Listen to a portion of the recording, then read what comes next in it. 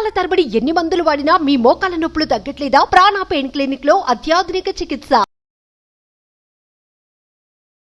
Hello sir. Hi అండి నాగరాజ్ గారు. Sir, చాలా మంది ఎదురు చూస్తున్నటువంటి విషయం ఎప్పుడెప్పుడు త్వరితగతిన జస్టిస్ వస్తుందా అనేటువంటి దాని మీద చాలా మందికి తెలియాల్సినటువంటి అవసరం ఉంది కాబట్టి అడుగుతూ ఉన్నాను. ఎందుకంటే మనల్ని ఫాలో అయ్యేటువంటి వాళ్ళు చాలా మంది ఉన్నారు కాబట్టి.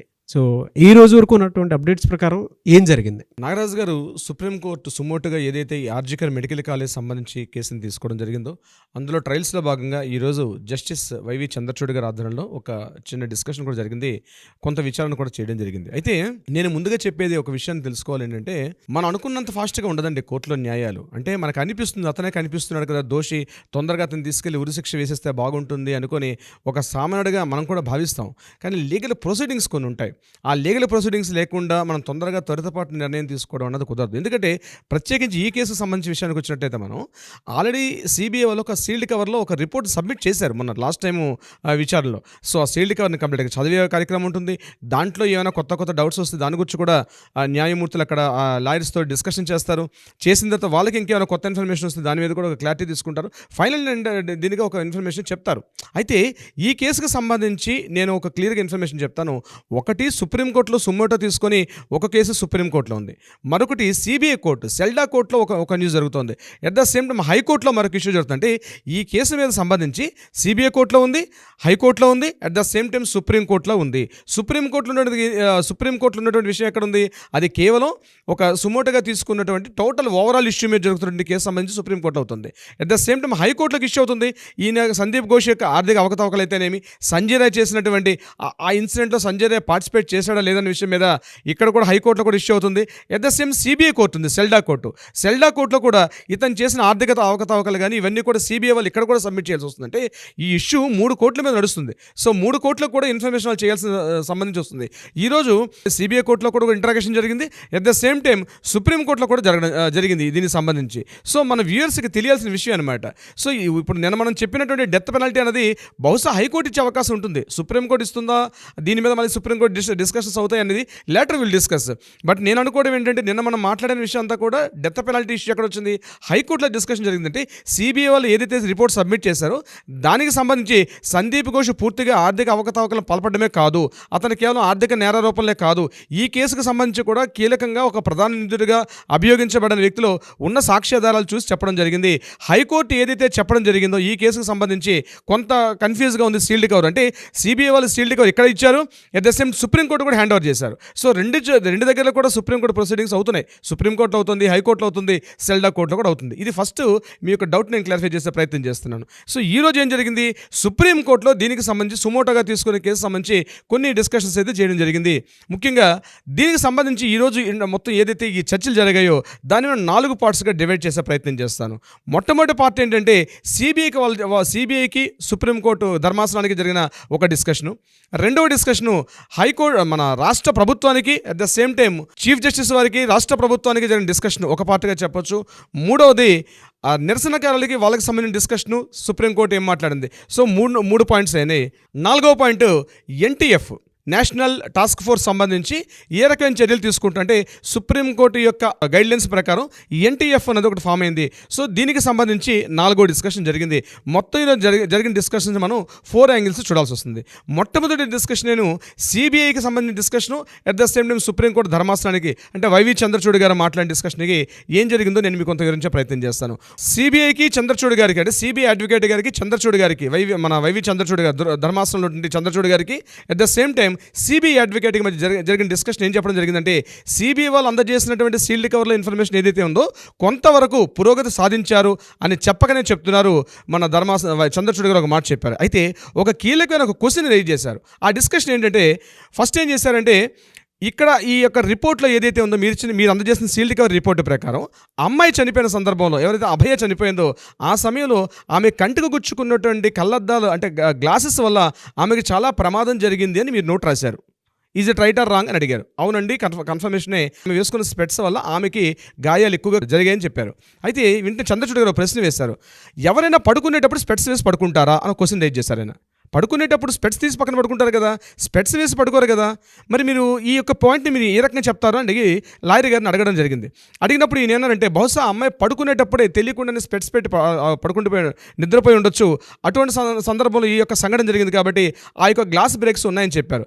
అయితే దీనికి సిబిఐ వారు చెప్పిన సమాధానం మీద చంద్రచూడ్ గారు అసలు వీడియో చూస్తే ఎందుకు అంత సంతృప్తి చెందినట్టుగా అనిపించలేదు. అంటే నేను ఈ విషయం అని ఎందుకు చెప్తున్నాను నాగరాజ్ గారు అంటే, ఎంత మైల్యూట్ పాయింట్స్ చూడండి.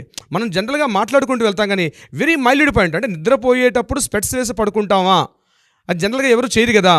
దీన్ని మీరు ఎట్లా చెప్పగలుగుతున్నారు? ఈ రిపోర్ట్ సీల్డ్ కవర్లో ఇచ్చారు అంటే ఒక ఇండికేషన్ మనకి ఏమొస్తుందంటే, వెరీ క్లీన్ అబ్జర్వ్ చేస్తున్నారు చంద్రచూడ్ గారు. ఈ యొక్క రిపోర్ట్ సీల్డ్ కవర్ ఏదైతే ఉందో ఇట్స్ తరోగా పించు టు పించు. నేను మీకు లాస్ట్ చాలా వీడియోస్లో చెప్పాను, సిబిఐ వాళ్ళు ఏదో ఇచ్చేసారు కాబట్టి రిపోర్ట్ ఇవ్వడం జరగదండి. ఈచ్ అండ్ ఎవ్రీ పాయింట్ కూడా స్టడీ చేస్తారు అని చెప్పడానికి ఇప్పుడు నేను చెప్పినటువంటి డిస్కషనే ఉదాహరణగా మనం చెప్పుకోవచ్చు. దీని మీద చంద్రచూడ్ గారు కొంత అసంతృప్తిగా అనిపించింది ఆ యొక్క డిస్కషను. దాని ఆయన త్వరగా స్టడీ చేసి చెప్తామని చెప్పారు. చెప్తూ ఒక మాట అన్నారు, ఈ సీల్డ్ కవర్ల ఇన్ఫర్మేషన్ ఏదైతే ఉందో ఇప్పుడున్నటువంటి సాక్ష్యాలన్నీ కూడా ఉన్నాయి కాబట్టి ఇటువంటి సందర్భంలో నేను రివీల్ చేసే పరిస్థితులు లేను. ఎందుకంటే ఇంకా కేసు ఇంట్రాగేషన్ పరిధిలో ఉంది కాబట్టి దీనికి సంబంధించి తర్వాత మనం నిర్ణయం తీసుకుందాం. ఇదైతే ఈ యొక్క ఏదైతే ఇన్ఫర్మేషన్ ఉందో సీల్డ్ కవర్ ఇన్ఫర్మేషన్ మాత్రం ఎట్టి పరిస్థితుల్లో కూడా రిలీజ్ చేసే అవకాశం లేదు అని మాత్రం చెప్పడం జరిగింది సిబిఐకి సంబంధించింది. ఇక రెండవ పాయింట్, ఇప్పుడు ఎవరైతే ఈ ఆర్జికర్ మెడికల్ కాలేజీలో కొత్త ప్రిన్సిపాల్ ఇప్పుడు ఎవరు అపాయింట్ చేశారు అని చంద్రచూడ్ గారు ప్రశ్న అడిగారు. దానికి చెప్పారు వీళ్ళు మానస బందోపాధ్యాయ. ఇతని యొక్క పరిస్థితి ఏమిటని అడిగారు. అయితే దీని మీద అతని యొక్క హిస్టరీ కానీ అతని యొక్క ప్రీవియస్ హిస్టరీ చాలా క్లీన్ చిట్ ఉంటాడు. He's a right person. ముఖ్యంగా ఇటువంటి కేసు సంబంధించిన సమయంలో ఆర్జికర్ మెడికల్ కాలేజీలో మానస బందోపాధ్యాయ ఉండడం చాలా కరెక్ట్ అని చెప్తూ అట్ ద సేమ్ టైం అంటే డిప్యూటీ సూపరింటెండెంట్ ఎవరు ఉన్నారని అడిగారు ఇమీడియట్గా. దానికి సప్తర్షి చటర్జీ అనే పర్సన్ ఉన్నారండి. He's also very clean chit అని చెప్పడం జరిగింది రాష్ట్ర ప్రభుత్వం తరపున. మరొక విశేషం కూడా జరిగింది. తలా పోలీస్ స్టేషన్లో ఉన్నటువంటి అభిజిత్ మండల్ని ఆల్రెడీ అతన్ని చేశారు కాబట్టి ఇప్పుడు కొత్తగా ఎవరు నియమించారు, అతను చేస్తున్నటువంటి వర్క్స్ ఏంటని చెప్పి అడగడం జరిగింది. దీనికి వాళ్ళు చెప్తూ కొత్తగా ఒక పర్సన్ని ముఖ్యంగా మలయ్ కుమార్ దత్తని ఇమీడియట్గా అభిజిత్ మండల్ గారి ప్లేస్లో అపాయింట్ చేశామని చెప్పి నిన్న సిపి గారు కూడా ఈరోజు ఈ డిస్కషన్స్ ఉన్నాయనే ఉద్దేశంతో నిన్న కమిషనర్ ఆఫ్ పోలీస్గా అపాయింట్ అయినటువంటి ఈ వర్మ గారు కూడా ఇమీడియట్గా నిన్న కంప్లీట్గా ఆర్జికర్ హాస్పిటల్ని నిన్న పూర్తిగా స్టడీ చేశారు. ఆయన కూడా ఇప్పుడు రెడీగా ఉన్నారు. మీరు ఏమైనా క్వశ్చన్స్ అడిగితే ఆయన కూడా సిద్ధంగా ఉన్నారని చెప్పడం కూడా జరిగింది. అయితే దీని మీద సుప్రీంకోర్టు చంద్రచూడ్ గారు ఆయనతో ఈ విషయాలు కూడా మాట్లాడే పరిస్థితులు లేరాయన. సో నెక్స్ట్ పాయింట్ ఏం జరిగిందంటే, ఎన్టీఎఫ్ సంబంధించి ఏదైతే నేషనల్ టాస్క్ ఫోర్స్ ఏదైతే ఏర్పాటు చేశారో దీనికి సంబంధించి ఆయన రైజ్ చేశారు. ఇప్పటివరకు ఎంత పురోగతి సాధించారు, మీ యొక్క అప్డేట్స్ ఏంటని చెప్పి నేషనల్ టాస్క్ ఫోర్స్ సంబంధించిన ఒక అడ్వకేట్ గురించి మాట్లాడడం జరిగింది. ఆయన ఏం చేశారంటే, దీని గురించి మేము ఆల్రెడీ డిస్కషన్స్ ఇప్పటికీ ఒక 3 మీటింగ్స్ పెట్టాం. ముఖ్యంగా వైద్య కళాశాలలో కానీ ముఖ్యంగా నాట్ ఓన్లీ వెస్ట్ బెంగాల్ సంబంధించిన ఒకటే కాదు, ఎంటైర్ దేశవ్యాప్తంగా సంబంధించిన వర్క్ చేస్తుంది ఎన్టీఎఫ్. దాంట్లో కూడా మనం లాస్ట్ టైం మాట్లాడాం. 10 మంది ఆ యొక్క బృందంలో కూడా మన రాష్ట్రానికి సంబంధించిన గ్యాస్ట్రోఎంట్రాలజిస్ట్ జి నాగేశ్వర రెడ్డి గారు కూడా అందులో ఒక కీలక సభ్యుడిగా ఉన్నారని చెప్పి, at the same time AIIMS హాస్పిటల్లో పనిచేస్తున్న డైరెక్టర్ గారండి ఎం శ్రీనివాస్ గారంటే ఇద్దరు తెలుగు వ్యక్తులు కూడా ఉన్నారని మనం ఒక వీడియోలో కూడా చెప్పడం జరిగింది. అయితే ఎన్టీఎఫ్ నేషనల్ టాస్క్ ఫోర్స్ వీళ్ళు చేస్తున్నటువంటి డ్యూటీ ఎంతవరకు వచ్చింది అని చెప్పి అడగడం జరిగింది. అయితే వాళ్ళు ఏం చెప్పారంటే, మేము ఇప్పటికి 2 మీటింగ్స్ పెట్టాం కానీ 3rd మీటింగ్ కూడా రెడీ అవుతున్నాం అంటే, లేదు with in the next October 14th వరకల్లా మీరు ఒక స్టడీ రిపోర్ట్ తోటి ఏం చేశారు, మీ ప్రోగ్రెస్ రిపోర్ట్ ఏంది, next coming October 14th hand over చేయమని చెప్పి వాళ్ళకు కూడా గైడ్లైన్స్ ఇవ్వడం జరిగింది సుప్రీంకోర్టు వారు. ఇక 4th పాయింట్ నాగరాజ్ గారు, నిరసనకారులు ఎవరైతే గడిచిన కొద్ది రోజులుగా కొంత నిరసన తెలుపుతున్నారు, రాష్ట్ర ప్రభుత్వం మాకు మేము అడిగినటువంటి 5 డిమాండ్లో 4 డిమాండ్లు మాట్లాడారు కానీ ముఖ్యంగా మాకు సంబంధించినటువంటి భద్రతాపరమైన చర్యలు, మాకు రక్షణపరమైన చర్యల్లో ఇప్పటికీ కూడా రాష్ట్ర ప్రభుత్వం సరైన పురోగతి సాధించలేదు అన్న విషయం మీద మాట్లాడుతూ, రీసెంట్గా ఒక సాగర్ దత్తా హాస్పిటల్ జరిగిన సంఘటన ఉదహరిస్తూ, అక్కడ డాక్టర్స్ కొంతమంది గాయపడ్డారు. అక్కడ ఏదైనా ఒక అంటే ఆ సాగర్ దత్తా హాస్పిటల్ ఏం జరిగిందో మనం ఒక విషయాన్ని మాట్లాడాం. మనం ఆ హాస్పిటల్లో ఒక వ్యక్తి చనిపోయారు. వారికి సంబంధించినటువంటి బంధువులు కొంతమంది హాస్పిటల్ మీద అటాక్ చేసి అక్కడ డ్యూటీలో ఉన్నటువంటి డాక్టర్స్ మీద, నర్సింగ్ సిబ్బంది మీద చాలా గట్టిగా కొట్టేటట్టుగా గాయాలు పాలైనట్టుగా కూడా తెలిసింది. సిఎస్ఎఫ్ బృందాలు వచ్చి విడిపించేదాకా తీవ్ర స్థాయికి వెళ్ళిందనమాట. అంటే ఒకవైపు నిరసనకారులు చెప్తున్నారు, మేము డ్యూటీస్ చెయ్యాలి అంటే, మా విధులు మేము సక్రమంగా నిర్వర్తించాలంటే మాకు ఒక సెక్యూరిటీ వ్యవస్థ మీరు ఏర్పరచాలి, ఒక కమిటీని ఏర్పరచాలి. ఏదో ఏర్పాటు చేసామని చెప్పి పేపర్గా రాసి సరిపోవట్లేదు, మీరు ఆ రకమైన భద్రతాపరమైన చర్యలు తీసుకోవాలని చెప్పినప్పుడు కూడా ఇప్పటివరకు కూడా అటువంటి చర్యలు తీసుకునే ప్రయత్నం లేరు. దీన్ని సుప్రీంకోర్టు వాళ్ళకి నివేదించారనమాట. దీనికి సంబంధించి ఒక గైడ్లైన్స్ ఇవ్వమని చెప్పి, సో ఇమీడియట్గా దీన్ని అర్థం చేసుకోవడానికి సుప్రీంకోర్టు వారు కూడా ఇమీడియట్గా స్టేట్ గవర్నమెంట్ చెప్పారు మమతా బెనర్జీ వారి ప్రభుత్వానికి.